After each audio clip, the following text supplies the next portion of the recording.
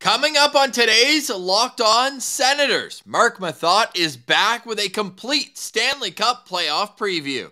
And we go over Pierre Dorion's press conference and more. It's all brought to you by the FanDuel Sportsbook, the official sportsbook of Locked On. Make every moment more. Visit FanDuel.com/LockedOn to get started today. This is the Locked On Senators podcast. It's your team every day. Your Locked On Senators, your daily podcast on the Ottawa Senators. Part of the Locked On Podcast Network. Your team every day.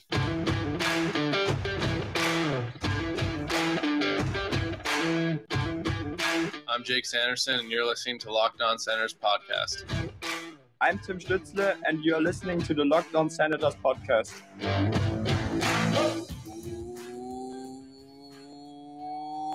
Welcome inside episode 780 of the Locked On Senators podcast. I'm Ross Levitan on the outskirts of enemy territory in Winnipeg, Manitoba, alongside Brandon Piller up in the Blue Mountains. Please like and subscribe to Locked On Senators wherever you get your podcasts, including on YouTube. And if you're watching there, leave us a comment below. Today's comment, we want to know what's your biggest storyline out of the first night in the National Hockey League playoffs. We'll have the preview coming up with Meth, but today is Tuesday, April 18th, and Pillsy, 2 overtime games. This one could not have started any better.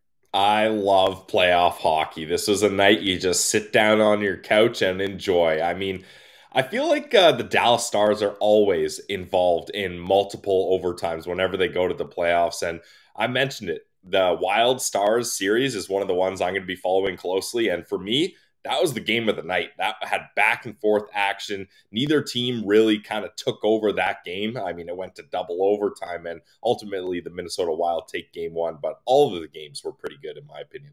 The closest that Dallas got to winning that game in overtime was a Sens Abroad on Sens Abroad crime, where Evgeny Dadonov had all day in front of Gustafsson, tried to pull it backhand, and did it get tipped? I think it got tipped out of the way. Yeah, I didn't see that one. I was sleeping at that point. I'm on Eastern time here. I don't have the Central time advantage that you do over in Winnipeg. And yeah, it went off of Brock Faber's stick, who played great in his first playoff game. But overall, just back and forth action. Both games that went to overtime were absolutely phenomenal. I know the Oilers blew a 3-1 lead in the third period. They end up losing on an Alex Iafallo goal almost 10 minutes into overtime. And that was a bit of karma right there. The Oilers fans were throwing garbage on the ice after a penalty call. And wouldn't you know it, the hockey god said, please don't touch the ice like that. Yeah. And the puck's in the back of the net. It was literally the Clark MacArthur series-winning goal against Boston, that down low, up high bumper play, and it's in the back of the net. Yeah, I mean, the Edmonton Oilers, Ross, are just Leafs West for me. Like, they have that Leafs playoff stink on them. Give them, like, the LA Kings down, they were down 3-1. That's exactly where they wanted the Edmonton Oilers, I feel like, right? Like, they're just so used to choking, and they have all this star power. Everyone's talking about them. Everyone's picking them to go to the Cup. Not so fast. No, not so fast. Although, you and I do have them going to the Cup final. Oh, no. Oh, sorry. I do not have them going to the Cup finals. They don't even make it out of the second round in my bracket. Just me. My goodness. How could I ever get that one wrong? All good. All good. The first night was great. Tonight, even better. Tonight's rivalry night, right? You get the Leafs and Lightning. You get Vegas and Winnipeg. And obviously, probably Rangers, cherry Devils. on top is Rangers Devils as well. So what a night. These are the games that the NHL set up to be the games 3 on Saturday, right? And you always want your stars shining brightest on Saturday night. Hockey night in Canada, but it's going to be a bloodbath. We shouldn't discard the Kraken's first ever franchise playoff game tonight, going up against the defending champions in Colorado. But man, where do you even start on today's slate? I mean, we got to start with Leafs Lightning. That's this game 1 is going to be absolutely electric, no pun intended. Hopefully the Lightning can get off to a good start. But like I said, if the Lightning lose game 1, they got the Leafs right where they want them, feeling confident, feeling entitled like the Leafs always do. Oh, we deserve to win these games.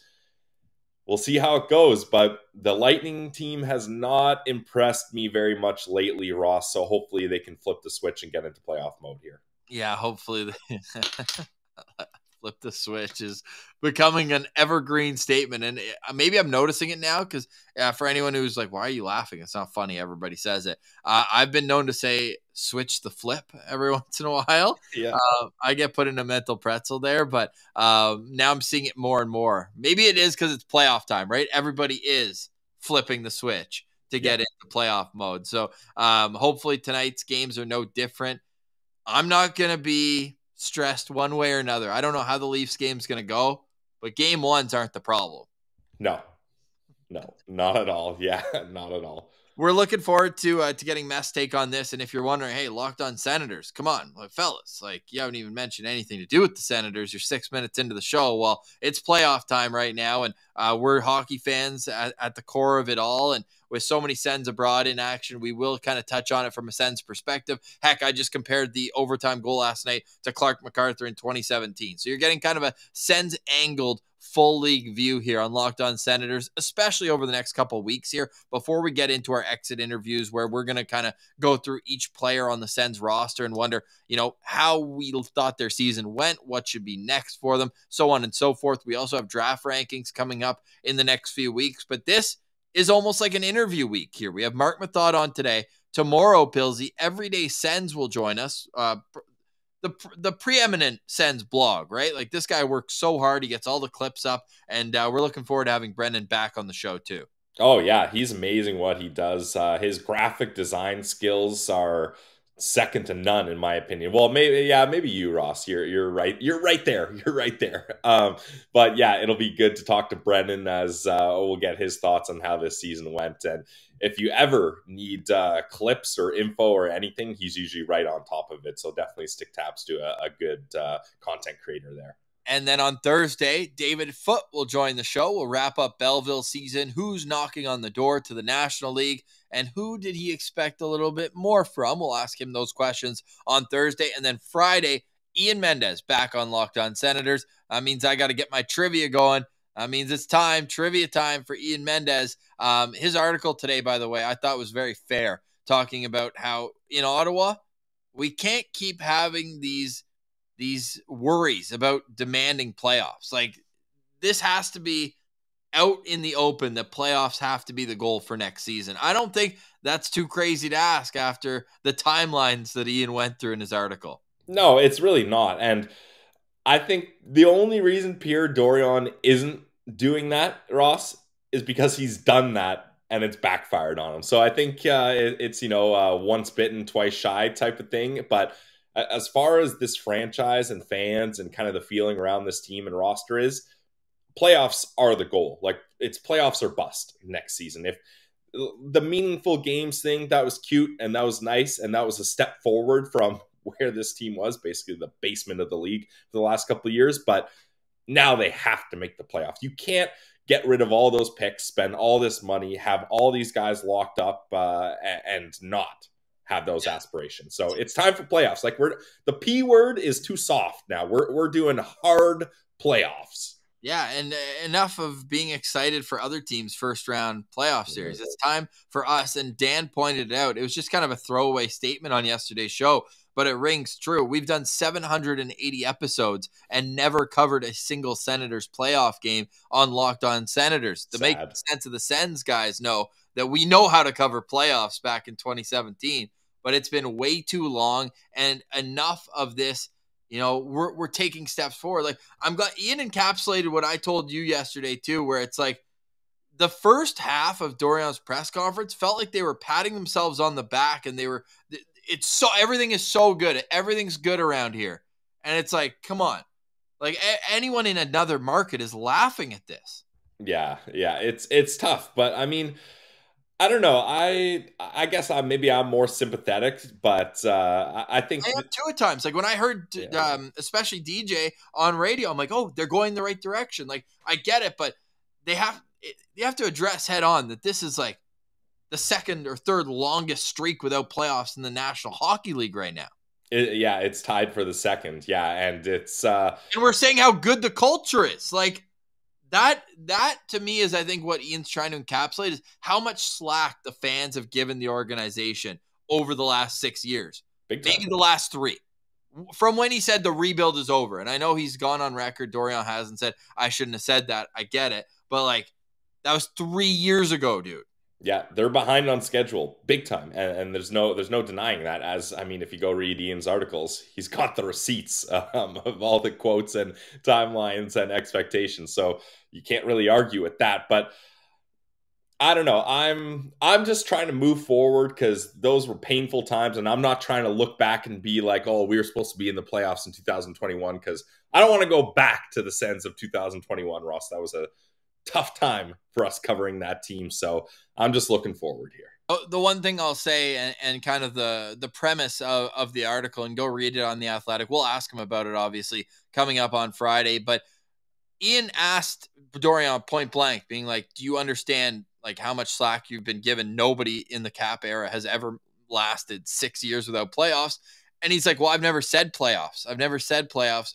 Pull up the receipts and we'll talk.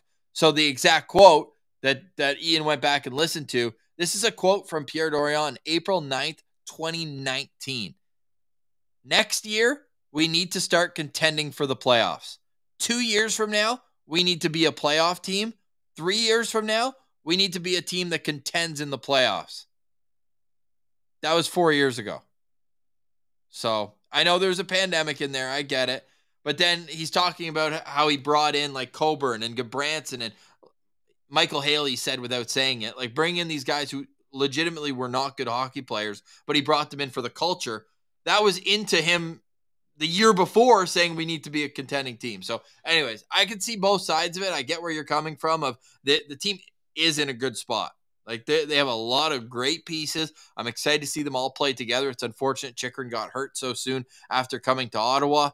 But no more excuses. Nothing short of looking in the mirror and saying playoffs. No more hiding behind like, oh, we want to take another step. Because Dorion kept saying we want to take another step, but without saying playoffs. Like, what is another step? Claire asked. He's like, what's another step if from meaningful games, if not playoffs?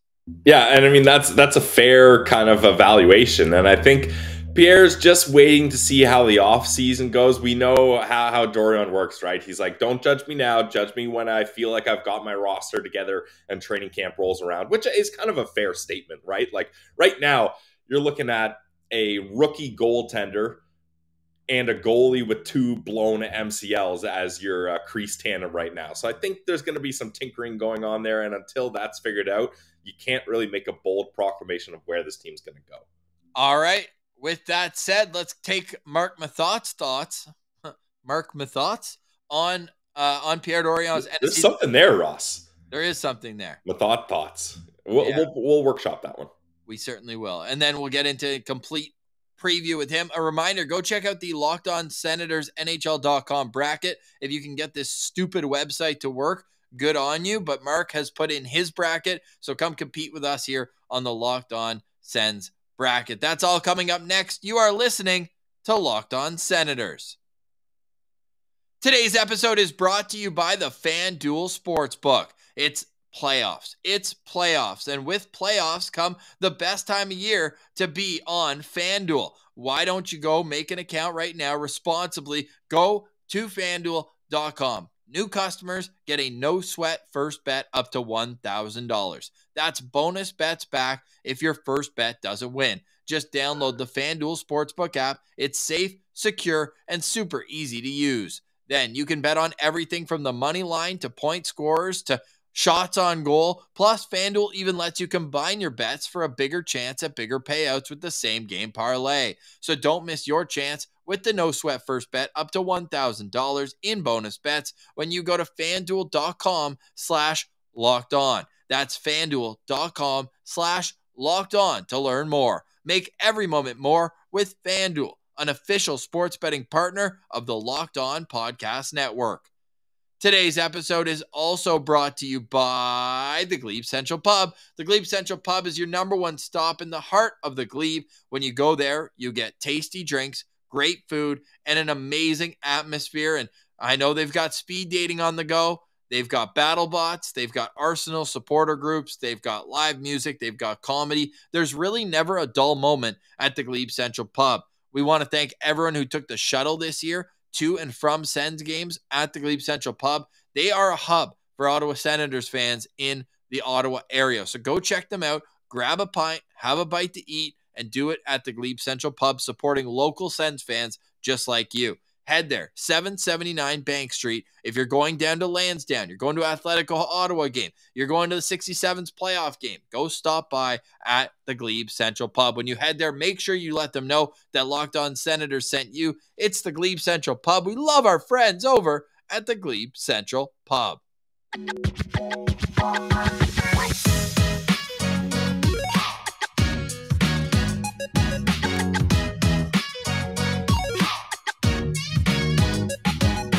All right, Pillsy. I also want to let people know, yesterday we spoke about Farm to Fork. They're available beyond Ottawa. I was getting a lot of questions on this. They are available if you're in Peterborough, you're in Toronto, you're anywhere really in Ontario and Quebec, southern Quebec. It's awesome that you can get Farm to Fork everywhere. Kingston, Belleville, Peterborough, Arnprior. If you're in Montreal, if you're in Laval, go check out farm2forkdelivery.ca. Sends 40 gets you $40 off your first order. This is a free ad because who doesn't want a deal on grilling meat for barbecue season? It is literally the perfect time of year to make your first order at Farm to Fork. Yeah, Ross, I'm hoping to get my order in soon because it's grilling time is just around the corner. And there's also an awesome deal just for Locked On Senators fans. So go to our Twitter where that was announced because that's one hell of a deal. Buy one, get one for filet mignon boxes. Sign me up. All right, time to grill Marc Methot, our best friend of the show, coming up right now. You're listening to Locked On Senators. All right, we now welcome back our best friend of the show. It's Marc Methot, 2 times in 1 week. What an absolute treat. It's a busy time of year. The Ottawa Senators just wrapped up their exit interviews, and Meth was on TSN 1200 on Friday. Had a chance to speak to DJ Smith, so I'll start there, Meth. First, how are you doing? And 2, what was the vibe you got for being around the team on Locker Cleanout Day? I'm doing great, and I always love coming on with you guys, so thank you for asking and inviting me on. Yeah, it was good. I mean, you guys know, I go on occasionally if they need somebody to fill in on 1200. I love doing it. It's fun just talking shop as long as it's hockey related, because once you float into maybe the Jays or other sports, I'm kind of a lost. Yeah. Or anyway, you hit a pothole on your way to work. Yeah. Hit on that for an hour. Brutal. So, no, it was cool. I mean, it's nostalgic in a way. That's probably an aggressive way to go about it because I'm not that far removed from the game, but just seeing guys leave the room with their hockey gear, in the trash bags, coming and going. I like the mood this year, though. I mean, it was a lot different than years past, where it's a little more gloomy and maybe the vibes aren't quite the same. It's a little more negative. I think it's rare that a team misses the postseason and still has that positive kind of aura around the group. So definitely felt that, which is good. Everyone seemed like they were in good spirits for the most part. And DJ, given the circumstances and the position that he's currently kind of put in, I thought he handled the interview as best he could. And I thought we got a lot of great sound bites from him. Love the info we got from him regarding the decor. He was pretty high on Brandstrom and Clevin, and that he'd be comfortable going into next season with that pairing, which I thought was notable. Otherwise, just very positive feedback. And I think the more, it's funny, some guys, some coaching staff, some coaches, some general managers tend to really do themselves favors when they have candid interviews, right? Like you really get to see the personality and the in-depth details versus the cliched answers. And I thought DJ does himself a lot of favors when he's open and he's giving good answers and he's very clear and transparent. I think he come across very genuine. So I'm a big fan. I don't know what's going to happen with him and Pierre. I guess the two of them are sort of in that little purgatory zone between ownership groups. So I don't know what's going to happen there. But anyway, long story short, really good vibes that day on the exit meetings. Guys seemed happy. Good vibes from DJ. It was fun. Just don't ask DJ who his starting goalie is tonight, eh, Pills? Yeah, we'll figure that out a little later, I guess. I wanted to ask you, Matt, because you've been involved in player exit interviews a bunch. how kind of crucial and important are these exit interviews? Like, because Dorion referenced it, last year's exit interviews, they were huge. Brady and Thomas Chabot made it very clear what direction they wanted to see this team go and what they expect from Pierre Dorion heading into the offseason, how he sets this team up. From your perspective, how crucial are these exit interviews? Oh, I mean, it depends on the scenario, right? If you have a pretty successful season, like the year we went to the Eastern Conference Final, there's not a whole lot to be said. I think Pierre and I had a couple words just regarding the expansion draft. And I interjected immediately, letting him know, because I didn't want to put him in that position where he had to dance around the question and get to that kind of topic. So right away I said, listen, I understand what's happening, yada, yada, yada. There's no hard feelings either way, depending on what happens. But so they can go that way after a really good year. But at the same time, and you mentioned it there, Pilsy, with last year with the group, and you heard about Brady and Timmy and some of the other leadership guys kind of having a very candid conversation with Pierre as to what their goals were for the next season or what they felt needed to be addressed. So that stuff's critical. It's important to get that feedback from the general manager. And, conversely, it's important to express what you want to see moving forward. Now, not me never really having a letter on my jersey. I never went into the general manager's office and told him what I thought he should be doing in the offseason. That would be sort of out of my lane and not really my style. But I think for younger guys, players that are on the bubble, the depth pieces, it's important because you're getting feedback from the coaches. I think that's a little bit more important than maybe the meeting with the general manager. So the guys that are able to meet with the coaching staff, and the coaches generally are all sitting together in the office. And, maybe the D coach like Capuano might not say much to Matthew Joseph, but you might get good feedback from Davis Payne and DJ Smith, right? So they'll tell you what they believe they want you to work on, how they felt about your year. And sometimes those meetings can go on for, a good solid 30 minutes, 40 minutes, depending on how contentious the conversation can get or whatnot. So a lot of good stuff there, particularly for teams that, are still rebuilding towards making a playoff spot.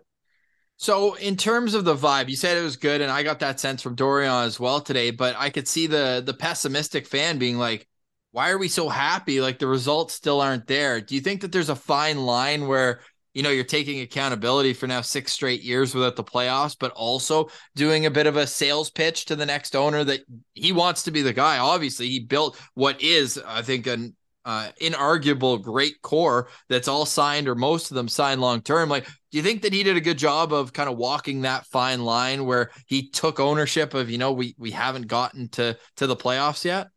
I thought he handled it. And you're talking to a Pierre's presser right now, correct? Yeah, Ross. So I thought I was listening to it. It's funny. Usually when I'm in the gym in the morning, I've got the music playing, but today was all just 1200, trying to get all the little sound bites.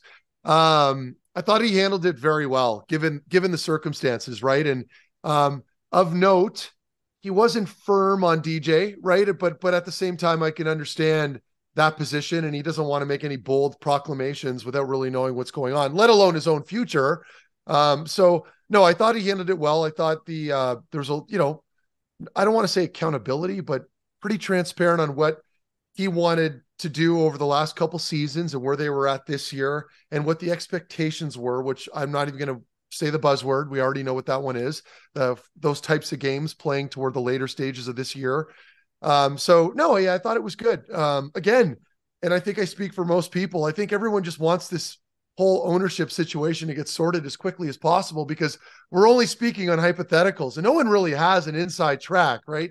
You can guess, you can look at the different groups, make any assumptions you'd like, but at the end of the day, it's like none of this banter really, it's fun, but none of it really matters. And a lot of it's pretty empty as far as substance goes, because we don't know what's going to happen by, whatever the date is that they close on this sale. So yeah, man, I think more importantly here, if you're looking at this group, and you said it, Ross, the core set, you can thank great drafting for that. Some really good work there from Pierre to getting these guys locked in long-term deals. A couple of them, quite frankly, are sweetheart deals. I mean, I like the Batherson deal when he signed it, assuming he takes another step next season. And then of course with Chabot and Timmy Stützle, like some of these deals aren't terrible. Like Stützle's deal is going to look amazing in a couple of years potentially. So they've done great work there. I think the only question mark now is probably the goaltending. And we didn't really get a lot of clear answers from the presser in that department. but it sounds like he's going to be leaning towards going after a guy if he's available. And you guys can chime in. I don't know how you feel about all that. Well, I mean, 2 strikes right now with Matt Murray and then Cam Talbot. So they got hit out of the park on this. But at the time, like, and listen, I can be very critical, but at the time, Murray, I questioned a little bit, maybe. Especially with that contract extension right away. And he had been regressing quite a bit his last couple seasons. So, but then you can, maybe you can interpret it that any way you like. But then with Talbot, my only concern when they grabbed Cam Talbot was his age. But he came off an all-star campaign just a year and a half prior. So it's like, I get it. And then Gus was struggling here. So, hindsight's always 2020 and everybody can critique all they want. But you're right, though. 2 strikes. Now it's like, what do you go with? I mean, I'd like to see them find somebody that isn't in their mid-30s. But, I mean, I look at that potential offseason free agency list on that back end and goal, and it doesn't look deep. So I don't know where they go with it. I mean, I think worst case, you go with Sogard and Forsberg. I don't know how much confidence people will have in that tandem, but it's like, it's the NHL, man. Like, you can't just go cherry picking for every position you'd like. We saw what happened with the defense. That took a good 2.5 years. Yeah. Well, if Pierre Dorion is back, Billsy, the one thing we know is there's going to be bigger and bolder predictions or statements at training camp was his promise to Claire. Yeah, I mean, he said it before. Like he needs time to make his moves, and then he'll make his proclamations, and then you can judge him on it. So I think training camp this year will be very interesting. Proclamations coming up on Locked On Senators include playoff preview with Marc Methot. We're recording this before Game 1. Philip Gustafson, by the way, starting in goal for the Minnesota Wild. Coming up next, we are going to get Mess takes on the playoffs and a lot more. You are listening to Locked On Senators. Today's episode is brought to you by our friends over at Athletic Greens. Guys, this is my favorite way to start the day off. It's simple. 1 scoop of AG1 into your cup of water every morning, and you're getting 75 high-quality vitamins, minerals, whole food source superfoods, probiotics, and more, so you can start the day off right. This special blend of ingredients supports your gut health, your nervous system, your immune system, your energy, recovery, focus, and aging, all of these things. It's also lifestyle friendly. There's less than a gram of sugar, no GMOs, no nasty chemicals or artificial anything, while still tasting good. Right now, it's time to reclaim your health and arm your immune system with convenient daily nutrition. To make it easy, Athletic Greens is going to give you a free 1-year supply of immune-supporting vitamin D and 5 free travel packs with your first purchase. What a deal. Go to athleticgreens.com/NHL Network. Again, that's athleticgreens.com/NHL Network to take ownership over your health and pick up the ultimate daily nutritional insurance from Athletic Greens. All right, back with Marc Methot here on Locked On Senators. And a reminder, you can follow the show on Twitter at Sens Central, on Instagram, lockedon.senators. You're already following Marc Methot there, and you've missed our conversation last week.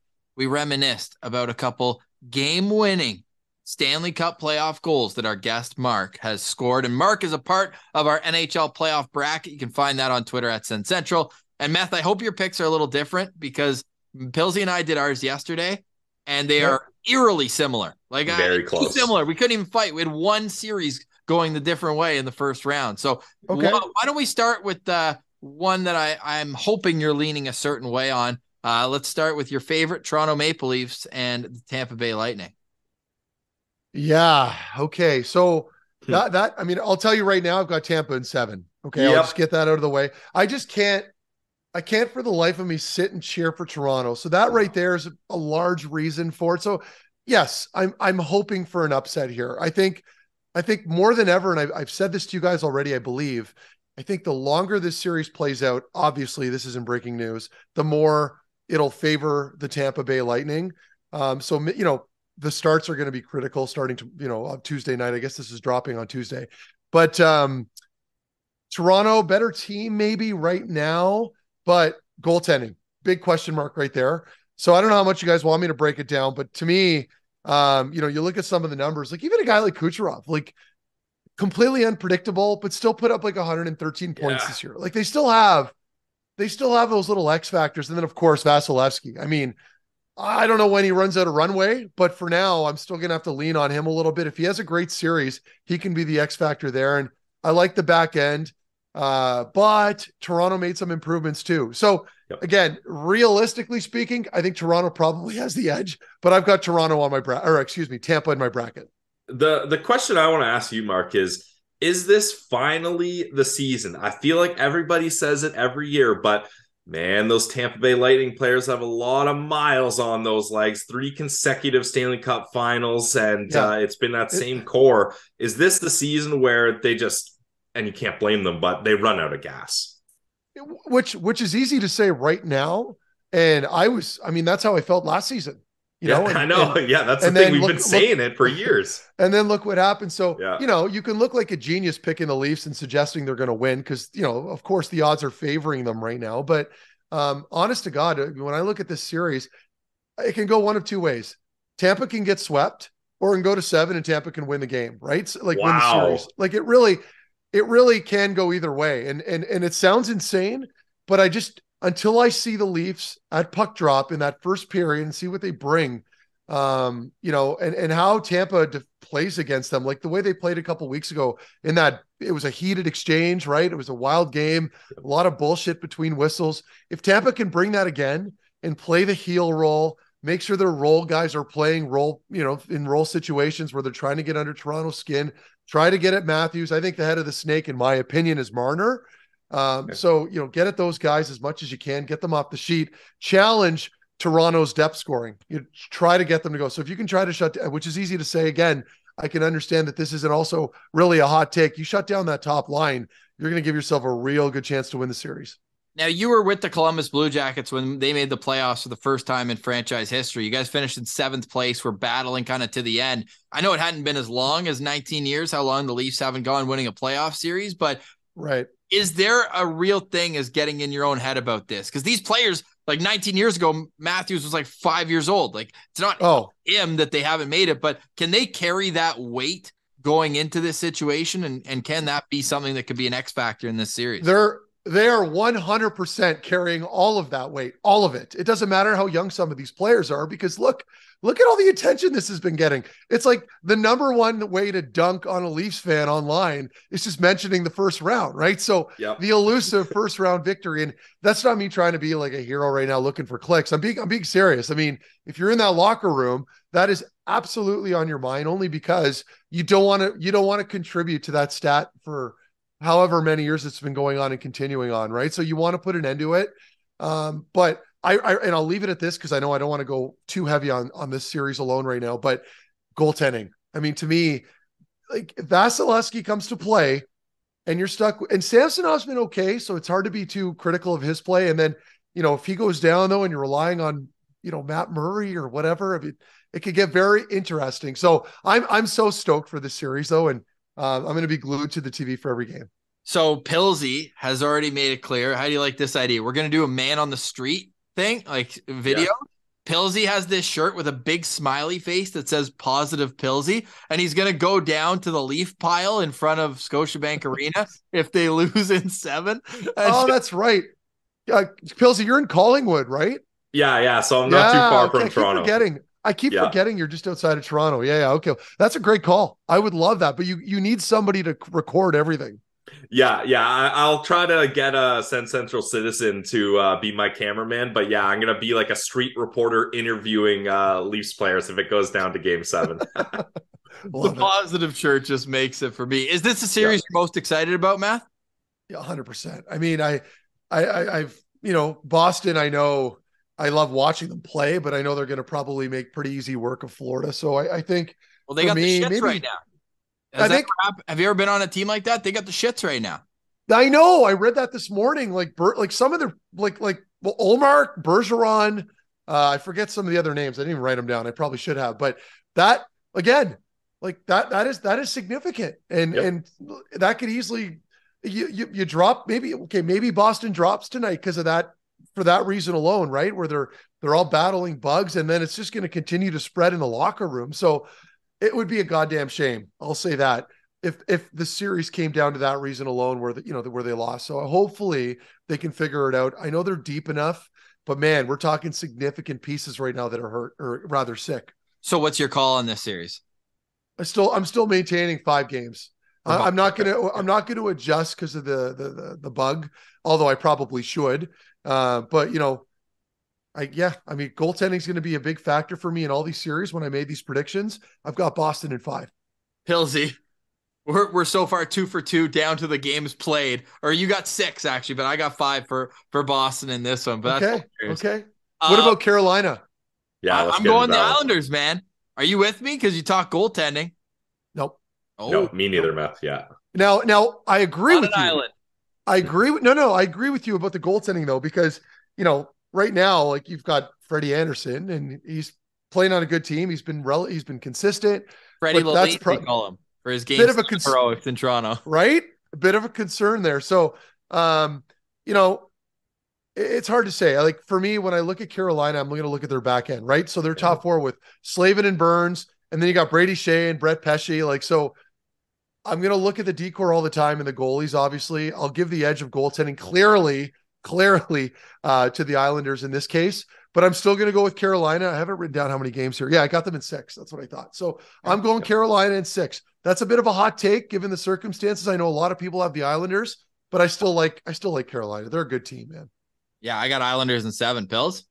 Yeah, I got Hurricanes in 6. I just think Sorokin could be the factor, but it's just you're looking at a team with so much depth in Carolina. I think the aging veterans with the Islanders, they're not going to get it done.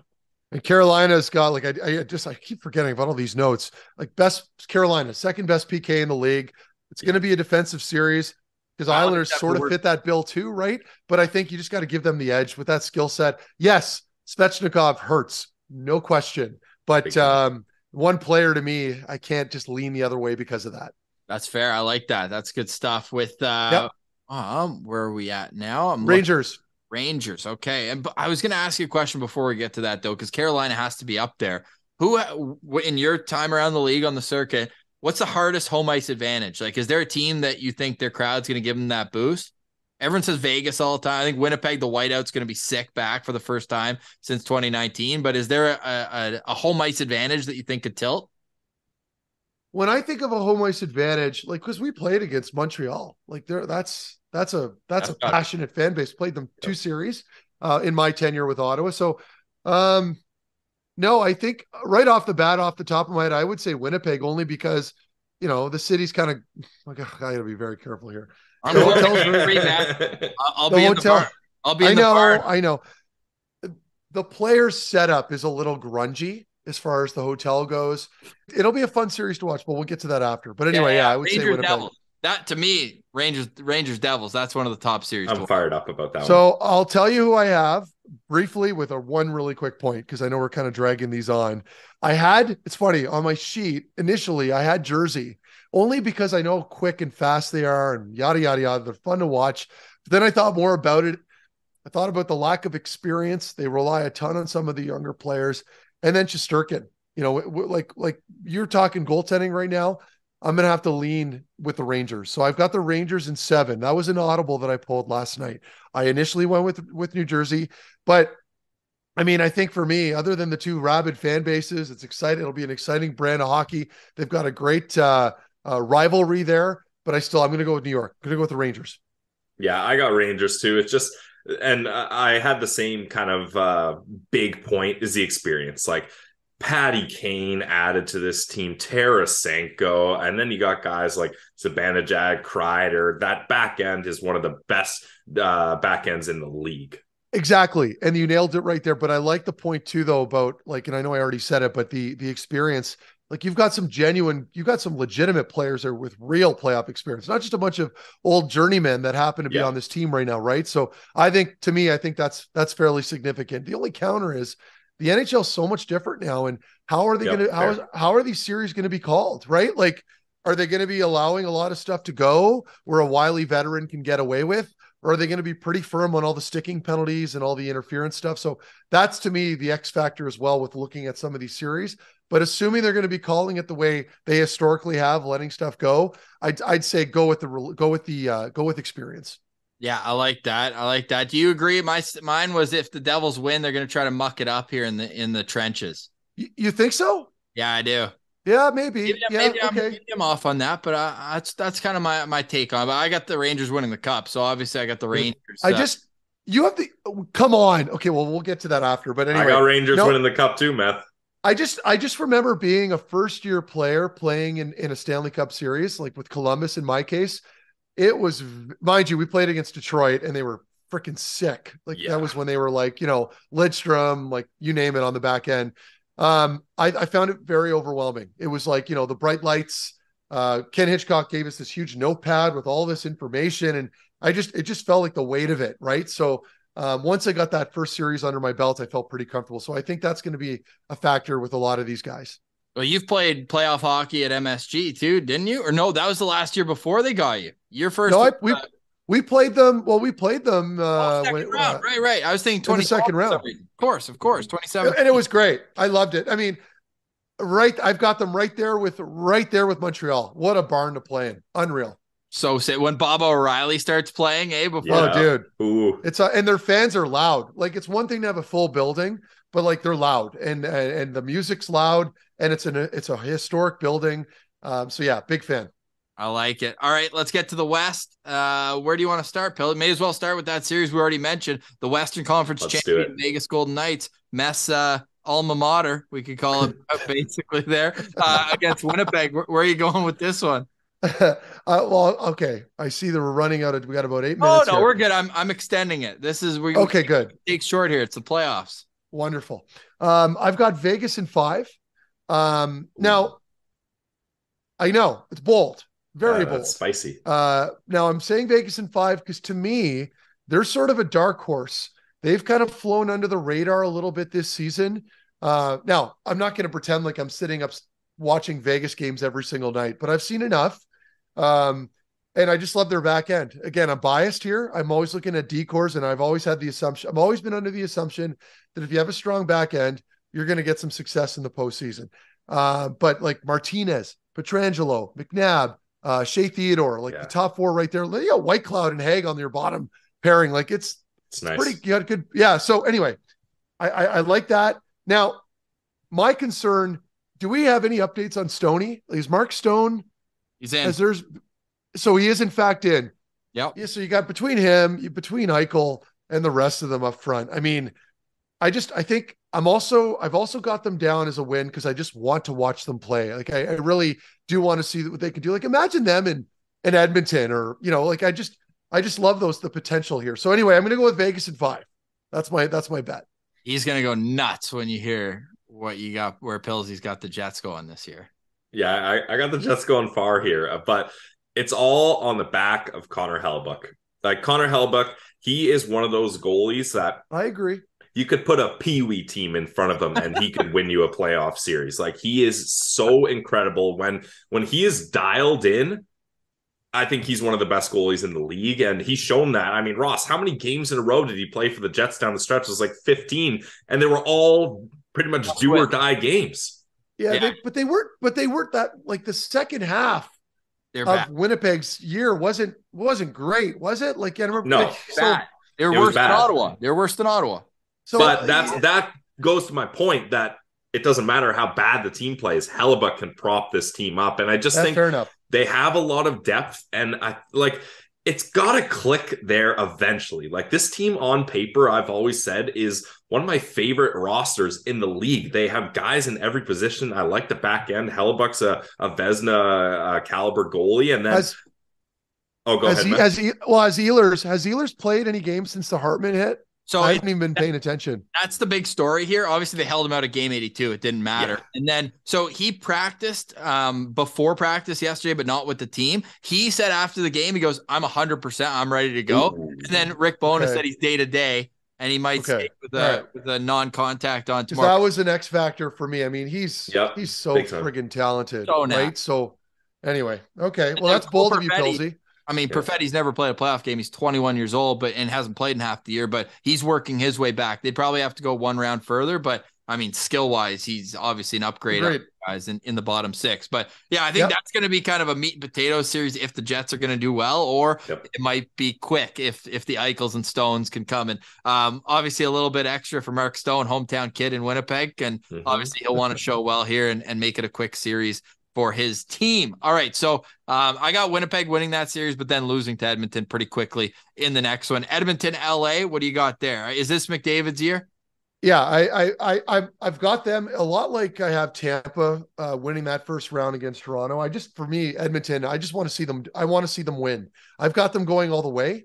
I'm just a huge fan of McDavid. Like most people, I just want to see the best player as much as and as long as I can in the postseason. So, they're just a scoring machine, man. And I'm a firm believer going into the offseason, going into the playoffs rather, like they finished one of the hottest teams in the NHL, like tons of momentum.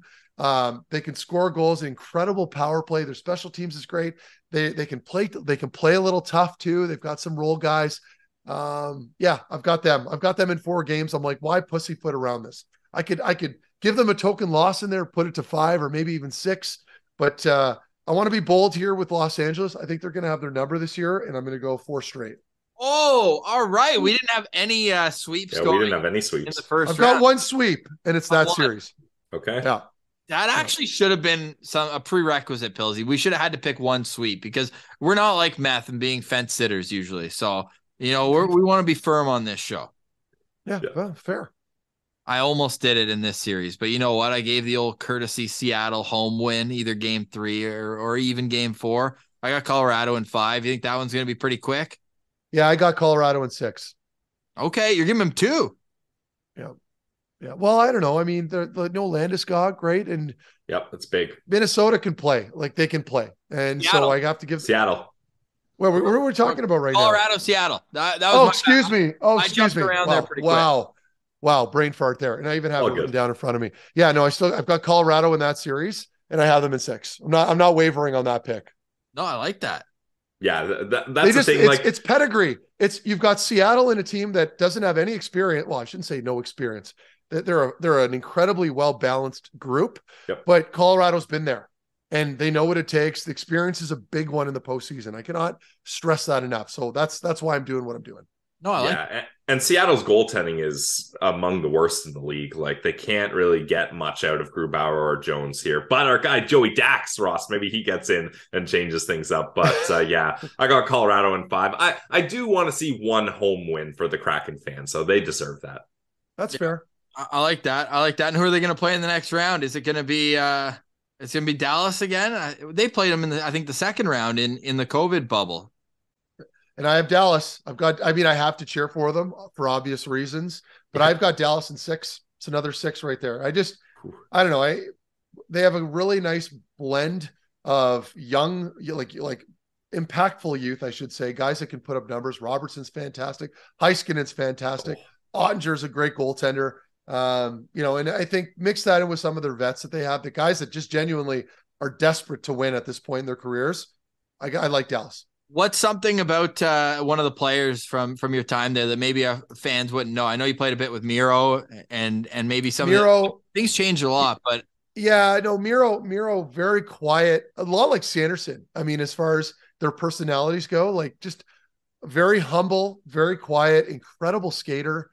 It's unfortunate that we don't really get to watch a lot of them just because of the time change, which I guess suppose isn't that late. It's Central Time Zone, but we don't really see a lot of the West all the time when we're fans over here in the Eastern Conference. But he's a terrific player. Jamie Benn, incredible leader, I will say with that about Benny, and really tough, shines when the games matter. So that's why I like the group. I don't know. And I had a good time there in Dallas. Great organization, really good fan base. So I'd like to see them move on. They deserve it. And is that a sneaky home ice advantage there too? I think so. The fans are loud. They've got a great atmosphere in that building. A lot of fun stuff happening on the Jumbotron. They like to poke fun at the other teams. And it's Texas, man. They do it right down there. So I'm going to go with them. I like it. So we got, no, that's it. So you got Dallas in 7 or 6? 6. 6. Okay. So you have the Oilers winning the cup. Is that your final pick? No. I mean, all the way to the finals. I will say this right now. I'd love to see Edmonton win the Stanley Cup. I still think it's Boston's entire Stanley Cup playoff to lose. Like any series, I mean, they'll match up against anybody at any position, and they're just as good. So, and mix that with a lot of winning pedigree. I just don't know how you bet against them. Now, this is the one scenario where there's a bug going through the room, like the one X factor that no one could have predicted, and this could potentially hurt them, but I still like them. Yeah, I mean, it's hard to argue that, but actually, well, no, I'll have one argument here. When is the last time, and Ross, maybe you can be the stats guy here. When is the last time a President Trophy winning team won the Stanley Cup? I know it's not I can't think of a single number. time it's happened in my mind. And I'm not going to be one of those guys, oh, you peaked too soon. None of that, because that Boston team is absolutely friggin' amazing from top to bottom, and even their depth players and role players, coaching, everything is so good there. But it doesn't happen. It doesn't happen. Ross, do you have the answer for us? Yes, I do. Do you want overall or in a full season? What do you mean? Because the last time it happened was 2013, that lockout shortened season, 48 games, the Chicago Blackhawks. Oh, okay. So, I mean, even that, we're going back a decade just to get there. So let's go with the real 82 season. 2008, the Detroit Red Wings. Yeah. So that was the year they beat us, right? Was that 08, 09? It was one. Oh, no, you're thinking 07? Or no, you in Columbus. No, in Columbus that was 09 that you guys made it. Right. Okay. So they would have beat you on their way, because remember it was back to back and they lost. That's what I'm saying. Was that Detroit won it that season? Did they not? No, the year before they had won it. Oh, the year before. God. Yeah. Well, okay. Fair enough. All right. This is 15 years ago. Well, either way, I think I can comfortably say you can't. These numbers are significant. You can't deny them, but just the way they've played this season. I mean, I don't really see too many holes, but you guys know it. It's hockey, right? It can be so unpredictable. You drop like Boston could drop their first 2 games due to all these illnesses, and then they're in the hole, and they could drop the series, right? I'm hoping that doesn't happen, but there's always potential. 100%. Best time of year, no math? The first round is the best time of the year. I mean, I'm with you. I don't think nothing compares. No sport compares to the NHL's first round. It's incredible. Oh, wait, I have a fun one here. Which series do you think, because it always happens in round one, which series is going to have insane overtime games, like triple overtime? Like, which one of these series do you see teams just like, there's not going to be blowouts, it's going to be close every time? Because I got one in mind for me. Yeah, I think for me, at least, based off of the numbers and how I broke it down, I would have said Jersey and Rangers, but okay. I'd like to see Toronto, Tampa go that direction, assuming that Tampa gets momentum early on. Then that way, ideally, because I don't foresee Tampa blowing them out of the water in any games, right? So if Tampa's going to win, these games are going to get tight, and they potentially could see extra time. But I think realistically speaking, you're looking at New Jersey and the Rangers, realistically, from my perspective. I'm so excited. It can't come soon enough. We're already started by the time you're listening to this. Game one is games on day one are over, and now we've got the Leafs Lightning to look forward to. Tomorrow, that jersey case will don a Tampa Bay Lightning jersey. That is a promise from me to you. Matthew, cool if we check in with you every once in a while throughout this playoffs? 100%, brother. Awesome. We appreciate you so much, our official NHL insider. Be damned, NHL Network. We got Marc Methot with us throughout the postseason. Final question for me, though, Matt, and this thumbs up might flip upside down. Zdeno Chara seen running the Boston Marathon today. Can we expect to see you at Ottawa race weekend in May? I mean this wholeheartedly, not a chance. But wholeheartedly, not a chance. Big Z, he's a freak. He's also incredibly lean, top to bottom, right? Like, so I could see him with that long stride, just kind of huffing his way through the course. But good for him. I mean, he's raising money. I forget which initiative he was doing it for. I listened to the interview a couple of weeks ago, but nice to see an NHL player do it. It's going to draw a lot of attention, a lot of eyeballs. He's been known to race the odd leg of the Tour de France after all the riders get through. So I know he's been able to do that. The man's just what I think most athletes aspire to be, right? Just he's a freak of nature. He's got great genetics, as we all know. I think it was his mother or father was a Greco-Roman Olympian, I think. His dad was. It was his dad, his old man. And I think his mother also was involved in athletics. So anyway, good for him. Hats off there. I know he's he's a beloved player in the Boston organization. And he was my favorite player in my teens. I looked up to him. That's all, but it's not you. Not me. Not I can't. My knees are the only cardio I do now are when I go to Movati and I do the step machine. I warm up a lot on the bike and I ride the Peloton like crazy. I was going to say, you put up some good Peloton scores the other day. Yeah, not bad. But oftentimes those numbers are skewed because I've already done a workout prior. So you got a tired meth dog doing the bike ride. Nice. But I like that. If I dedicate a day to it, I can destroy those rides for sure. I know. I've got the Peloton too, and there's no way I'm adding you as a friend. You're just going to make me feel worse than I already do looking at the leaderboard. Oh, I love it. Bring it on. I'm going to keep my scenic routes that I do through Oregon, through the mountains. That's what I like. That is so soft, but I can understand why you do it. Like I'm all the metal rides. There's this German girl now, like her last name's like Weisbach or something. I forget her last name. Starts with a W. She'll whip you into shape. It's all metal rides. It's all heavy metal rides. Like, and she's speaking in German, sometimes English. And I'm just like all in. I love it. Yeah, nice. I might have to try that out just to live a day in your shoes. I'm always either Kendall O'Toole when I want a good time. Kendall's my favorite. Or if I need to get my ass kicked, I go with Alex Toussaint. The Club Bangers is always he drops the Club Bangers. but Kendall's rides and even Olivia Amato. We're talking about Peloton a lot right now. But we need a sponsorship here. Jeez. Those are the harder rides, yeah, for sure. Sponsor the pod. Jesus. All right, for Marc Methot and Brandon Piller, I'm Ross Levitan. This has been the Locked On Senators podcast. Your team every day.